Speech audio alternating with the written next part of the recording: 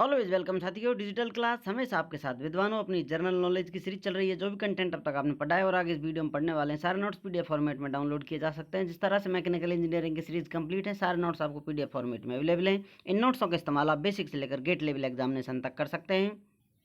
इससे पिछली वीडियो में साथियों हम शुरुआत कर चुके थे मेजर जियोग्राफिकल फाइंडिंग्स।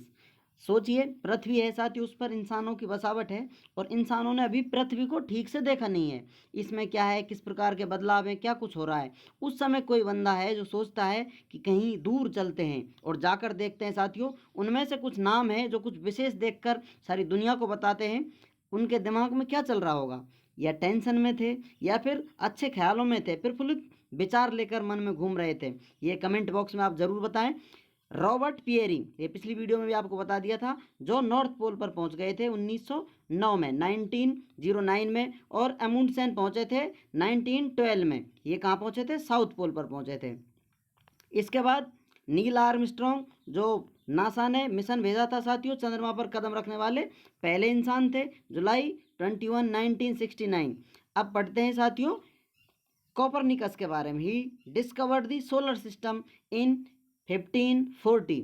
ये बात है 1540 की, जब कोपरनिकस चारों तरफ देख रहे थे सौरमंडल को, उसमें ग्रह कितने हैं, किस प्रकार इनका रोटेशन हो रहा है। तो उन्होंने पूरे सौरमंडल की खोज कर ली और फिर दुनिया को स्टार्टिंग बताया था 1540 में। उन्होंने ये सब बता दिया था कि सौरमंडल है, इस प्रकार इसमें प्लानेट हैं। कोलंबस के बारे में जानते हैं। He discovered West Indies in 1492 and South America in 1498। ये घुमक्कड़ किस्म के आदमी हैं, यहाँ से वहाँ जा रहे हैं। तो वेस्ट इंडीज़ की खोज की है 1492 में, और उसके बाद यहाँ पर 1498 में, 1498 में अमेरिका, साउथ अमेरिका की खोज कर ली है। ये लोग इधर उधर क्यों घूम रहे हैं, ये आप कमेंट कर कर बताएं, या फिर आप कंटिन्यू जुड़े रहेंगे सीरीज से तो आपको सारे सवालों का जवाब मिल जाएगा। ये क्यों घूम रहे हैं, क्या वजह है कि इन्होंने इतने लंबे सफ़र किए, वो सब आप सीरीज से जुड़े रहेंगे, कंटिन्यू कनेक्ट रहेंगे तो आपको इनके सवालों का जवाब भी मिल जाएगा साथियों। हिस्ट्री में इनका जवाब आपको मिल जाएगा। इस यूनिवर्स में जो भी कुछ हो रहा है उसके पीछे कोई ना कोई रीज़न होता है, तो इनके पीछे भी कोई रीज़न है, वो आपको बताएंगे आगे। आप सीरीज से जुड़े रहिए। इसी क्रम को आगे लेकर चलते हैं। और कुछ महानुभाव हुए हैं, Edmund Henry and Tenzing Norgay. इन्होंने अपनी जीवनी में लिखकर बताया था, they were the first people to reach the summit. इन्होंने किताब भी लिखी थी, जो ये हैं अपने टेंजिंग। इन्होंने बताया था कि पहुंचने वाले थे हम वहां पर। तो ये सबसे पहले पहुंचने वाले हैं कहाँ? माउंट एवरेस्ट पर। People to reach the summit of Mount Everest कब पहुंच गए थे? 29 में 1953 में ये माउंट एवरेस्ट पर जा पहुंचे थे। इन्होंने किताब लिखी है, अपनी जीवनी में इसका जिक्र किया है कि हमारे साथी और हम वहां पर पहुंच गए थे। बाकी फैक्ट जांचने के लिए एकमात्र यही ऑप्शन नहीं होता, कई और रास्ते होते हैं जो चेक किए जाते हैं, क्या ये कहा जा रहा है जो फैक्ट है राइट है। तो इस प्रकार से कंफर्म कर कर वो स्टेटमेंट दिया जाता है, या फिर रिकॉर्ड में या हिस्ट्री में दर्ज कर लिया जाता है नाम। चलिए नेक्स्ट चलते हैं केपलर की तरफ। He discovered the laws of planetary motion. ये कब खोज कर लिया था? 1609 में, 1609 में केपलर ने प्लेनेटरी मोशन, जो उपग्रह हैं, ग्रह उपग्रहों का जो मोशन होता है, प्लेनेटरी मोशन वाला लॉ इन्होंने बताया था। कब बता दिया था? 1609 में।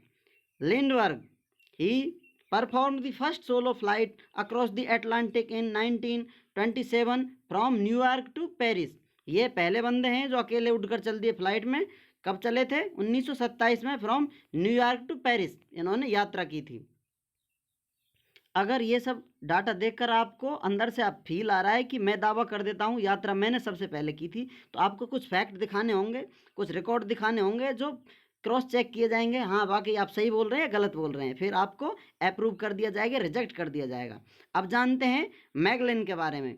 He commanded the first expedition in 1519 to sail around the world. ये हैं साथियों जो यात्रा करवा रहे हैं संसार में। संसार की पहली यात्रा की कमांड देते हैं, जो घूम कर आएंगे। 1519 की बात है साथियों, चक्कर काटेंगे और पूरी पृथ्वी की परिक्रमा कर लेंगे, पूरे संसार की। तो ये हैं मैगलिन, इन्होंने कमांड किया था इस मिशन को। मार्को पोलो, अब जानते हैं मार्को पोलो के बारे में। एक्सप्लोरर हैं ये, अन्वेषक या खोजकर्ता हैं। He was the first European to visit China. अब देखिए ये यूरोप से विजिट करते हुए चाइना आए, खोज करता है, कहीं से कहीं घूमते हुए जा रहे हैं। इन्होंने कुछ चीज़ों की खोज की है, जैसे अभी समझ लीजिए चाइना ही पा गया इनको, या फिर कुछ इधर उधर घूमकर नई चीज़ें बताई हैं। वास्को डा गामा, ये कहाँ के हैं? पुर्तगाली हैं, Portuguese. He discovered the sea route to India in 1498, समुद्री रास्ता खोज लिया था इंडिया के लिए 1498 में इन्होंने।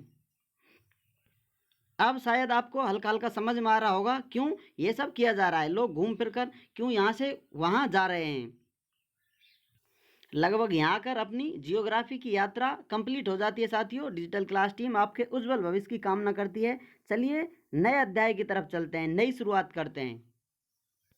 अब तक साथियों हमने जान लिया था संसार एक पॉइंट में था, धमाका हुआ इस प्रकार से, गैलेक्सी बनी, प्लानेट बने, स्टार बने, सारी चीज़ बन गई, निबोला बने, जो भी कुछ है, सुपर जाइंट स्टार, जो भी आपने देखा है, डिटेल में स्टडी किया है हमने जियोग्राफी से रिलेटेड, क्या क्या किस प्रकार से फॉर्म हुए हैं। उसके बाद हम आए थे अर्थ पर। अर्थ पर देखा था कितनी लैंड है, कितना पानी है, अर्थ में कितनी परतें बनी हुई हैं, तो उन पर स्टडी की थी, सब जान लिया था। भार, इसमें किस प्रकार से फॉर्मेशन हुआ है, क्यों पृथ्वी ऊपर आप देखेंगे सरफेस को, कहीं से ऊंची है, कहीं से नीची है, क्यों कहीं पानी है, क्यों कहीं पर बहुत ज़्यादा पर्वत पठार हैं। तो ये सब हमने जान लिया था, जियोग्राफी में डिटेल में कवर किया था, किस प्रकार से पहाड़ों का फॉर्मेशन हो जाता है, किस प्रकार से जो पृथ्वी पर संरचनाएं बन जाती हैं, किस प्रकार से उतार चढ़ाव आते हैं, किस प्रकार से क्या क्या प्रोसेस प्राकृतिक रूप से होता रहता है।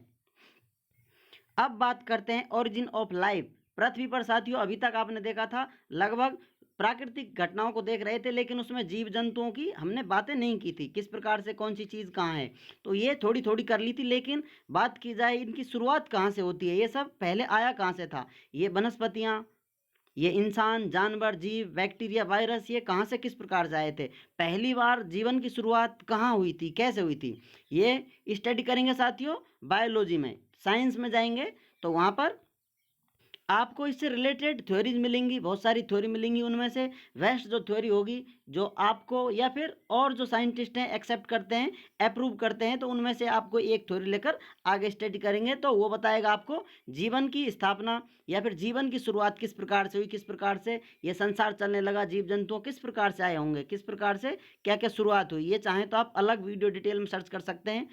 जो भी डाटा अब तक आपने देखा है या वीडियो देखी है, डायनासोर युग, बहुत सारे चेंज आते रहते हैं, पृथ्वी में बदलाव आते रहते हैं, फिर जाके जीवन की शुरुआत होती है।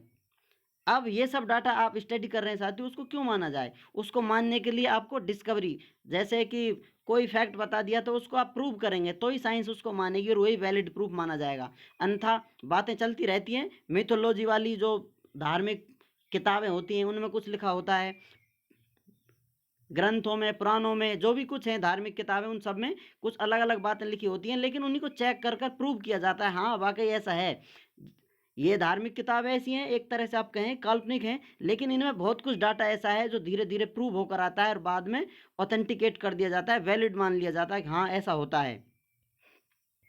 और जो डाटा दिया जाता है स्टडी करने के लिए, जीवन को समझने के लिए, तो उसके लिए हिस्ट्री होती है, कब से मानव सभ्यता दुनिया में चलती आ रही है, किसने किस प्रकार से क्या रिकॉर्ड दिए थे, क्या वो वैलिड है, इनका क्रॉस चेक किया जाता है। सारी जानकारी ले देने के बाद तब जाके पता चलता है कि हाँ ऐसा हुआ होगा, हुआ होता है।